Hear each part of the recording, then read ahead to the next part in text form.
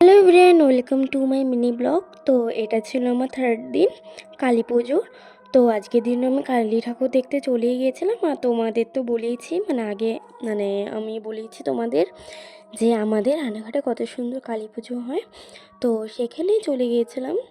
তো এত কালী পুজো হয় যে তোমাদের সাথে তো সবটা শেয়ার করতে পারিনি। যতগুলো ভালো প্যান্ডেল হয়েছে ততগুলো তোমাদের তোমাদের সাথে শেয়ার করার চেষ্টা করেছি। আর আমার খুব ঠান্ডা লেগেছে বলে তোমরা আমার ভয়েসটা একটুখানি অ্যাভয়েড করে যেও।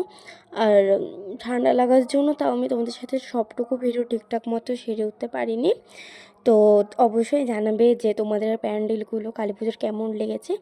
আর এখানে দেখো আরতি হচ্ছিল, গঙ্গা আরতি। এটা দেখতে তো আমার খুবই ভালো লেগেছিলো। তারপরে দেখো এখানটা কালী ঠাকুর নাচছে, এটা দেখে তো আমার খুবই ভালো লেগেছে।